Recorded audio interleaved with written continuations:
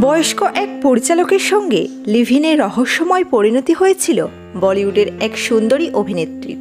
খুন হতে হয়েছিল সেই পরিচালকের 2 সন্তানের হাতে। আজকের উপস্থাপনার আলোচনার বিষয় থাকছে অভিনেত্রী প্রিয়া রাজবংশীর হত্যা রহস্য। তো বন্ধুরা, আজকের পর্বটি শুরু করবার আগে একটি অনুরোধ করব, অবশ্যই ভিডিওটি শেষ পর্যন্ত দেখবেন। আর আপনি যদি আমাদের চ্যানেলে নতুন হন তাহলে অবশ্যই আমাদের চ্যানেলটি সাবস্ক্রাইব করে পাশে রাখা নোটিফিকেশন আইকনটি অল করে রাখবেন। তো চলুন আজকের পর্বটি শুরু করা যাক। পরিবারের দেওয়া নাম ছিল ভীরা সুন্দর সিং। বলিউডের প্রযোজক পরিচালক চেতন আনন্দ তার নাম দেন প্রিয়া রাজবংশী। প্রথম ছবি হিট। এরপর 21 বছরের বড় পরিচালকের সঙ্গেই লিভ-ইন। জীবনে আর বার হতে পারেননি চেতনের ছায়া থেকে, করতে পারেননি অন্য কারোর সঙ্গে কাজও। শেষ পরিণতিও ছিল খুব ভয়ঙ্কর। বলিউডের এলাম দেখলাম জয় করলাম নায়িকাকে খুন করা হয়। কে বা কারা করেছিলেন এই খুন? এই প্রশ্নের উপরের উত্তর মিললেও অন্তরালের উত্তর আজও অজানা। প্রিয়ার জন্ম 1936 সালের 30শে ডিসেম্বর। পরিবারের দেওয়া নাম ছিল ভীরা সুন্দর সিং। তার বাবা ছিলেন বন দপ্তরের গুরুত্বপূর্ণ পদে কর্মরত। সিমলায় পাহাড়ের কোলে 2 ভাইয়ের সঙ্গে বড় হয়েছিলেন ভীরা। ছিলেন উচ্চশিক্ষিতা। অভিনয় টানে বেছে নিয়েছিলেন নায়িকার ক্যারিয়ার। নায়িকা জীবনে ওঠাপড়া এবং ব্যর্থতা তো ছিলই, কিন্তু শেষ অবধি মুখোমুখি হয়েছিলেন ভয়ঙ্কর পরিণতি। মেধাবী হওয়ার পাশাপাশি নাটকেও আগ্রহ ছিল তার। মাত্র 9 বছর বয়সে প্রথম অভিনয় মঞ্চে। এরপর কলেজ জীবনেও বেশ কিছু ইংরেজি নাটকে অভিনয় করেছেন তিনি। স্নাতক হওয়ার পরে কিছুদিন কাটিয়েছেন লন্ডনের রয়্যাল একাডেমি অব ড্রামাটিক আর্টে। সে সময় একটি ইংরেজি ছবিতে অভিনয়ের কথা হয়েছিল, কিন্তু শেষ অবধি ছবিটি আর তৈরি হয়। সে সময় লন্ডনে 22 বছর বয়সী ভীরা ছবি তুলেছিলেন এক ব্রিটিশ ফটোগ্রাফার। সেই ছবি কোনোভাবে পৌঁছে যায় বলিউডের পরিচালক চেতন আনন্দের কাছে। চেতন সে সময় তার নতুন ছবির জন্য নতুন নায়িকা খুঁজছিলেন। ভীরার ছবি পছন্দ হয় চেতনের। 1962 সালে ভীরাকে হাকিকাত ছবির নায়িকা হিসাবে মনোনীত করেন চেতন আনন্দ। ভীরার নামও পাল্টে দেন। নতুন নাম হয় প্রিয়া রাজবংশী। 1964 থেকে 1986 অবধি 22 বছরে মাত্র 7টি ছবিতে অভিনয় করেছেন প্রিয়া। প্রত্যেক ছবির পরিচালকে ছিলেন চেতন আনন্দ। হাকিকাত ছাড়া বাকি ছবিগুলি হল হাথোঁ কি লকিরে, কুদরত, সাহেব বাহাদুর, হস্তে জখম, হিন্দুস্তান কি কসম এবং হীর রাঞ্ঝা। হাকিকাত ছবিটি বক্স অফিসে সুপারহিট হয়। ভারতীয় ছবির ইতিহাসে এই ছবিটিকে অন্যতম সেরা ছবি বলা হয়। ছবির পরিচালক নায়িকার সফল রসায়ন কার্যকর হয় পর্দার বাইরেও। বয়সে 21 বছরের ব্যবধান দূরে সরিয়ে একে অন্যের প্রেমে পড়লেন চেতন আনন্দ এবং ভীরা।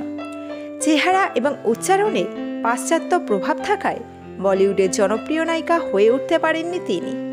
চেতনের ছবি ছাড়া অন্য কারো নির্দেশে কাজ করার বিশেষ ইচ্ছাও দেখাননি। গতানুগতিক বলিউডি নায়িকার বাইরে প্রিয়া যুক্ত থাকতেন ছবির পোস্ট প্রোডাকশনের কাজেও।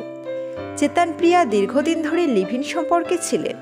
তার সঙ্গে আলাপের আগেই স্ত্রী উমার সঙ্গে বিচ্ছেদ হয়ে গিয়েছিল চেতনের, কিন্তু তার 2 ছেলে কেতন ও বিবেক আনন্দ কিছুতেই এই সম্পর্ক মেনে নিতে পারেন। মুম্বাইয়ের জুহুতে চেতন আনন্দের রুইয়া পার্কের বাংলোয় থাকতেন দুজনে।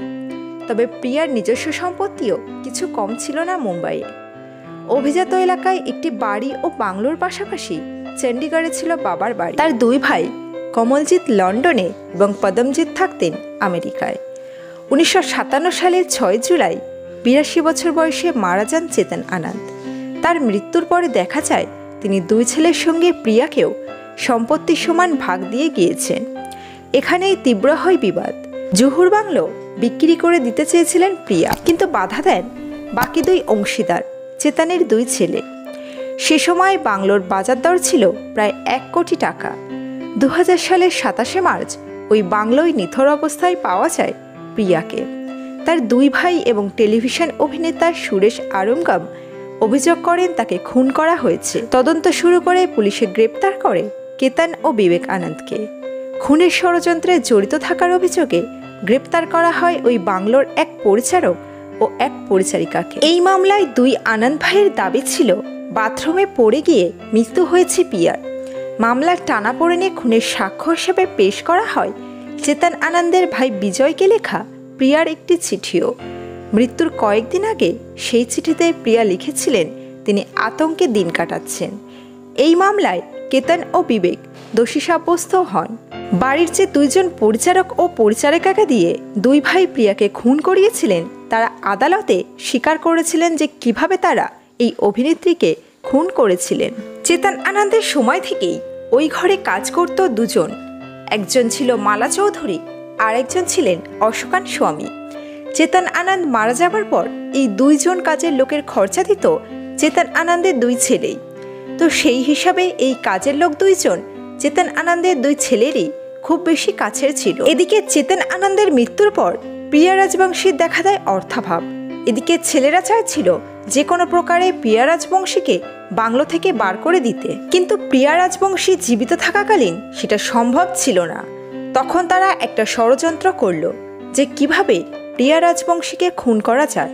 প্রথমে তারা ঠিক করলো বিষ খাওয়ানো হবে, পরে তা পরিবর্তন করা হয়, ঠিক করা হয় গলা টিপে খুন করা হবে, পরে সেটাও পাল্টানো হয়, তারপর ঠিক হয় এটাকে অ্যাক্সিডেন্টের রূপ দেয়া হবে।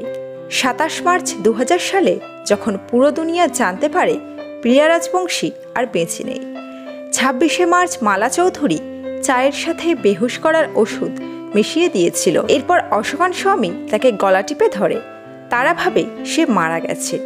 এরপর তারা সেখান থেকে পালাবার উপক্রম করে, কিন্তু কিছু দূর যাবার পর তাদের মনে পড়ে যে তারা তাদের কিছু দরকারি জিনিস ওই বাড়িতেই ফেলে এসেছে। তারপর তারা সেই জিনিসটা নিতে আবার ফিরে যায় ওই বাড়িতে এবং মালা চৌধুরী দেখে যে প্রিয়া তখনও মরেনি, বেঁচে আছে। যা দেখে মালা চৌধুরী ভয় পায় এবং সেভাবে এর জ্ঞান ফিরলেই তারা শেষ হয়ে যাবে। তখন সে হাতের কাছে একটা কাঠ পায়, যেটা দিয়ে প্রিয়ার মাথায় খুব জোরে জোরে আঘাত করে, কিন্তু রক্ত বার হয়। মৃত্যু নিশ্চিত হতেই তারা সেখান থেকে পালিয়ে যায়। 27শে মার্চ 2000 সালের সকালে মালা চৌধুরী প্রথম সকলকে খবর দেয় ম্যাডামের কিছু একটা হয়ে গিয়েছে। এই মামলায় কেতন ও বিবেক দোষী সাব্যস্ত হন। খুনের ষড়যন্ত্রে জড়িত থাকার অপরাধে তাদের যাবজ্জীবন কারাদণ্ড হয়। খুন করার অপরাধে কাজের লোক দুইজনেরও যাবজ্জীবন কারাদণ্ড হয়। পরে অবশ্য 2002 সালে 4 জনই হাইকোর্টে জামিনে মুক্তি পান। প্রিয়ার দুই ভাইয়ের অভিযোগ তাদের বোনের জীবনের এই করুণ পরিণতির জন্য দায়ী পরিচালক চেতন আনন্দ। তিনি যেমন প্রিয়াকে অভিনয়ের সুযোগ দিয়েছিলেন, আবার তিনিই নাকি প্রিয়াকে অন্য পরিচালকের সঙ্গে কাজ করতে দেননি। চেতনের ছায়া থেকে বেরোতে না পারায় মাসুল প্রিয়াকে দিতে হয়েছিল নিজের জীবন দিয়ে। তো বন্ধুরা, আমাদের আজকের পর্বটি এখানেই সমাপ্ত। দেখা হচ্ছে পরবর্তী পর্বে। এই পর্বটি যদি আপনাদের ভালো লেগে থাকে তাহলে অবশ্যই ভিডিওটিতে একটি লাইক করবেন। শেষ করবার আগে একটিই কথা, আপনারা সকলে ভালো থাকবেন, সুস্থ থাকবেন। ধন্যবাদ।